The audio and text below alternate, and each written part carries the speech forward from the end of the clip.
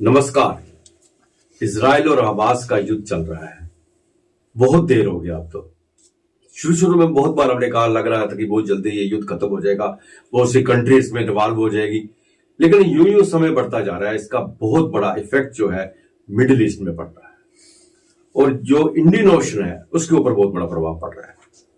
इसका प्रभाव इस एशिया में क्या है, पूरे वर्ल्ड के ऊपर, इसके ऊपर जो निगाहें हैं उसके ऊपर क्या असर पड़ रहा है, और इतनी लंबी जब युद्ध खींचा जाता है उसमें इकोनॉमी में कितना बड़ा असर पड़ता है, इन सब की जानकारी हम लेंगे। हमारे साथ है डिफेंस एक्सपर्ट ब्रिगेडियर विजय सागर दिमान जी। ब्रिगेडियर साहब, बहुत बहुत स्वागत है आपका। Thank you very much.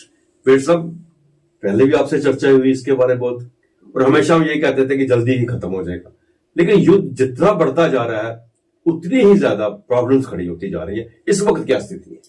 देखिए, इस वक्त स्थिति ये है कि इवन कंट्रीज लाइक अमेरिका जो इजराइल के साथ खड़े थे, वो भी उनके भी सेनेट के अंदर, कांग्रेस के अंदर रिपब्लिकन्स ने जो उनकी एड बिल है वो नामंजूर करा दिया।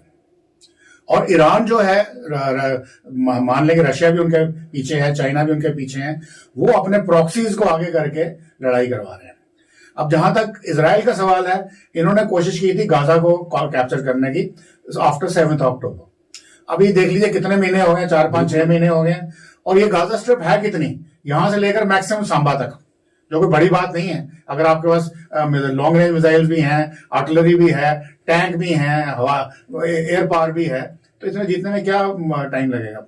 परंतु एक्चुअली ऑन ग्राउंड पे ये होता नहीं, क्योंकि हमास जो है वो भी कोई छोटी मोटी ऐसी ऑर्गेनाइजेशन नहीं है। उनके पास भी पूरी तैयारी थी। उनका भी $1 बिलियन पर ईयर का बजट है, जो चाइना से आता है या ईरान से आता है प्राइमरीली। साथ में उनको हिजबुल्लाह की सपोर्ट है। हिजबुल्लाह जो कि बेसिकली बेस्ड इन लेबनान है, मगर इजराइल के नॉर्दर्न बॉर्डर के ऊपर है, और उनका जो बोलबाला है वो वेस्ट बैंक में है। तो इस तरह से चारों तरफ से जो इजराइल कर रहा है, उसमें जो ह्यूमैनिटेरियन क्राइसिस है वो बहुत ज्यादा हो गई। और फिर वहां पे कुछ इल्जाम लगे, यूनाइटेड नेशन की जो एजेंसी थी UNRW है, उनके लोग भी हमास के साथ मिले हुए थे, और ये टनल वॉरफेयर में बिलीव करते हैं, ऊपर है नहीं। तो बताया जा रहा है करीबन 28,000 पैलेस्टीनियंस मारे गए, और 100 से ज्यादा जो हॉस्टेजेस हैं जो वो लेके गए थे, वो अभी भी उनके पास है। अब इसमें एक बड़ी कॉम्प्लेक्स सिचुएशन उभर के आ रही है कि एक तरफ तो वो लड़ाई लड़ रहे हैं हमास के साथ, दूसरा with in their own countries जो परिजन है उन 100 हॉस्टेजेस के, कुछ हॉस्टेजेस छुड़ा लिए गए थे लास्ट टाइम जब छोटा सा लॉजिस्टिक पॉज दिया था, तो अभी वो यानी कि हॉस्टेजेस वापस नहीं आ रहे। और नेतन्याहू ने बोला तो है, प्राइम मिनिस्टर ने, कि मैं इसको लड़ाई को खत्म कर दूंगा अगले कुछ महीनों में, यानी कि हमास को बिल्कुल जड़ से मिटा दूंगा। मगर वो मिटा अगर देगा भी तो भी मेरे ख्याल में ये कोई सोल्यूशन नहीं बनता। उधर से हिजबुल्लाह वालों ने नॉर्दर्न इजराइल के ऊपर अटैक किया है 4 दिन पहले, और पूरी तबाही मचा दी है, जैसे उन्होंने हमास वालों के अगेंस्ट करा हुआ था। अब वो भी एक फैक्टर है। फिर उसके बाद जो अपने यमन के है, हुती जो है बैक बाय यमन, अब इन्होंने जितनी भी कमर्शियल शिपिंग है जो सुएज से होकर के, रेड सी से आकर के पर्शियन गल्फ और इंडियन ओशन में जाती है पैसिफिक की तरफ, वो सारी की सारी इंटरडिक्ट करना शुरू कर दिया। और वहां पे भी कुछ 10 या 12 कंट्रीज की जो फोर्स है, नेवल फोर्स, इनकी प्रोटेक्शन में लगी है। पर फिर भी जो कमर्शियलिज्म में आपको पता है कि अगर खतरा हो, आपके पास लाखों टन का माल हो, चाहे वो क्रूड हो या गुड्स, फिनिश गुड्स हो, वो भी कोई ज्यादा इसका रिस्क नहीं उठाते। तो उन्होंने अपना रूट चेंज करके अफ्रीका के साउथ से होके, केप ऑफ गुड होप से होके फिर ऊपर लाया है। उससे क्या होता है कि जो इम्पोर्ट एक्सपोर्ट की प्राइसेस हैं वो बढ़ जाती हैं। तो इस तरीके से दिस इज टोटल क्योस। और अमेरिका की जो इलेक्शन होने वाली हैं, उन्होंने एड देने से मना कर दिया। और डोनाल्ड ट्रंप अगर प्रेसिडेंट बनते हैं, जो करीबन 80% शायद वही आएंगे, तो ये डेफिनेटली बंद हो जाएगा।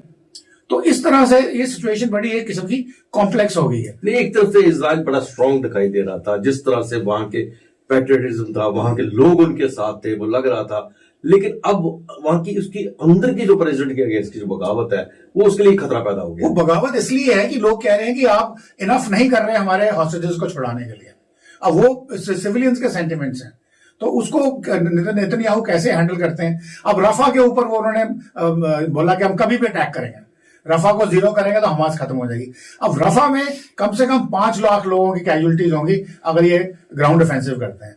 उसके लिए अमेरिका ने भी उनको वार्न किया है, सऊदी अरेबिया ने वार्न कर दिया है कि आप रफा में मैसेकर नहीं करेंगे। और सब कह रहे हैं कि आप 2 स्टेट सोल्यूशन ले लीजिए। अब नेतन्याहू जो है या इजराइल है वो 2 स्टेट सोल्यूशन को मानता नहीं है, क्योंकि वो कह रहे हैं 2 स्टेट सोल्यूशन वो है जो 67 की वॉर शुरू होने से पहले था। दैट मीन्स इजराइल की टेरिटरी बहुत ही कम हो जाएगी, क्योंकि असली इजराइल जो आज है वो 67 की वॉर और यॉम किपर वॉर जो 73 में थी, उसके बाद उन्होंने अपने आप को एक्सपैंड करके एरियाज को जीता था। तो कहने को मतलब ये है कि अब पैलेस्टीनियंस भी हैं, चाहे वो टेररिस्ट हैं या जो भी आप उनको कहना चाहते हैं, उसमें निर्दोष लोग भी हैं। तो 2 स्टेट सोल्यूशन होने से ही फायदा हो सकता है। परंतु एक तो इजरायली मानेगा उन बाउंड्रीज को, फिर इनका जो जेरूशलम सिटी है वहां तीनों धर्मों की जो मेन इस्लाम की या जुडाइज्म की या जिसको जायनिस्ट बोल सकते हैं या इवन क्रिश्चियंस की, और साथ में बेथलेहम जहां पे जीसस क्राइस्ट का बर्थ हुआ था, ये सब वेस्ट बैंक के अंदर आता है। और उसको कैसे बांटोगे? तो 2 स्टेट सोल्यूशन बोलना आसान है पर उसको एग्जीक्यूट करना ही उतना ही मुश्किल है। पर प्रॉब्लम यहाँ पे ये नहीं है कि 2 स्टेट सोल्यूशन आएगा या नहीं आएगा। प्रॉब्लम यहाँ पे ये है कि अब जो ईरानी बैक्ड हिजबुल्ला है या इस्लामिक स्टेट है, उन्होंने ओपनली अमेरिकन को अटैक करना शुरू कर दिया। American troops station in all countries in the gulf, जैसे शुरू करें कुवैत में है, कतर में है, यूएई में है, सऊदी अरेबिया में है, जॉर्डन में है, सीरिया में है। यानी कि कोई इलाका ऐसा नहीं है जहां पे वो स्टेशन नहीं है फॉर व्हाट एवर रीजन। अब उनके ऊपर डायरेक्ट अटैक करके शुरू करना किया है, तो अमेरिका ने भी स्ट्राइक शुरू करी है। अब अगर आपको याद हो 6-7 दिन पहले जब ये पाकिस्तान में स्ट्राइक हुई थी इजराइल की, वो उसी की रिटेलिएशन में थी। एक करी इराक में, एक करी पाकिस्तान में। तो in fact basically against the militant groups which are part of American designs. तो इस तरह से जो खतरा जो है वो बढ़ता जा रहा है कि अभी ईरान जो है वो कह रहा है कि मैं डायरेक्टली नहीं करूंगा, हम इनको सपोर्ट नहीं करते, बट एक्चुअली वो सपोर्ट कर रहे हैं, पैसों से भी, हथियारों से भी।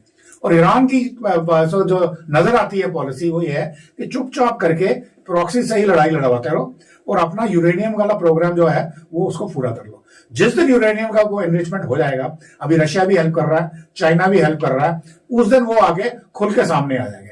और अगर वो खुल के सामने आते हैं और उधर डोनाल्ड ट्रंप जैसा कोई आदमी नहीं आता है और ओपन कन्फ्रंटेशन हो जाती है, तो ये समझ लो एक बहुत बड़ा फ्लैश पॉइंट बनेगा वर्ल्ड वॉर के लिए और एक न्यूक्लियर होलोकॉस्ट के लिए भी होगा।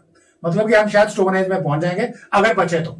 लेकिन दूसरी तरफ हम यूक्रेन और रशिया की बात करें तो यूक्रेन अभी तक तो लड़ रहा है, लेकिन अब जो हालात यूक्रेन के बने हुए हैं कि उसके पास तो हथियार खत्म हो रहे हैं और हम उसको हेल्प भी जो यहाँ से जो अमेरिका की तरफ से जो मिल रहा था वो नहीं मिल रही है, वो अब गुरिल्ला वार पे आ गया है।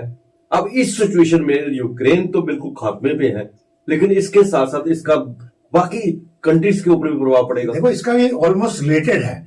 जब डोनाल्ड ट्रंप ने अभी जो बयान दिया है वो खुल के बोला है कि अगर नेटो कंट्रीज जो है उनकी एक्चुअली नेटो का पैक्ट ये है कि एक कंट्री पर अटैक होता है तो सब उसकी मदद करेंगे, दिस इज नेटो।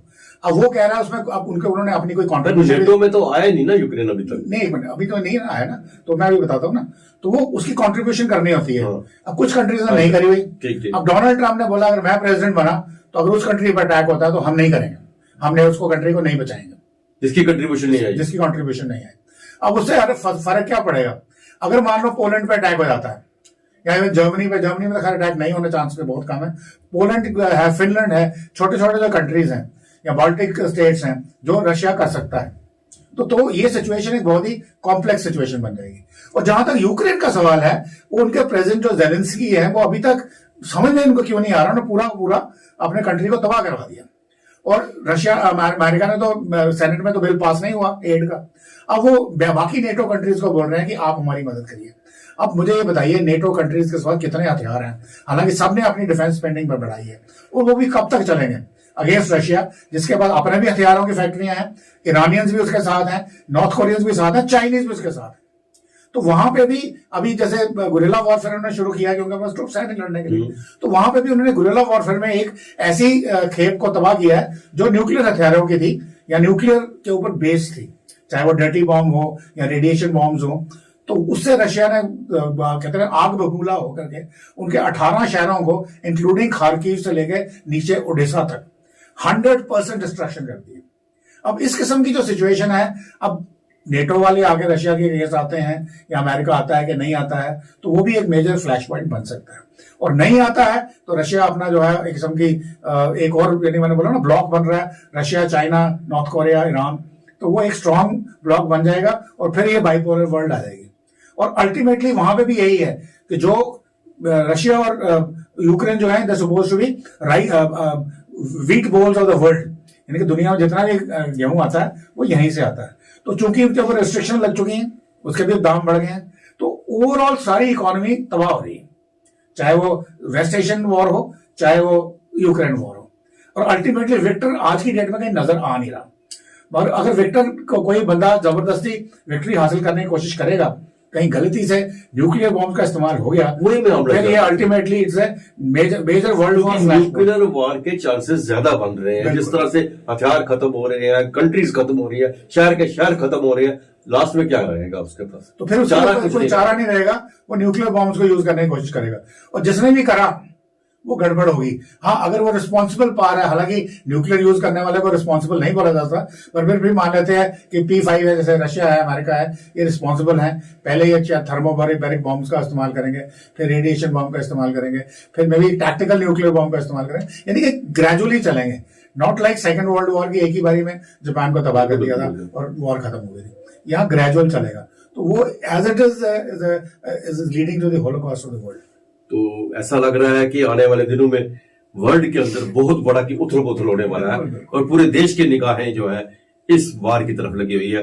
मेरे साहब, हमारे दर्शकों को आपने जानकारी दी, इसलिए आपका बहुत थैंक यू वेरी मच, बहुत बहुत धन्यवाद। आज के लिए बस इतना ही, नमस्कार।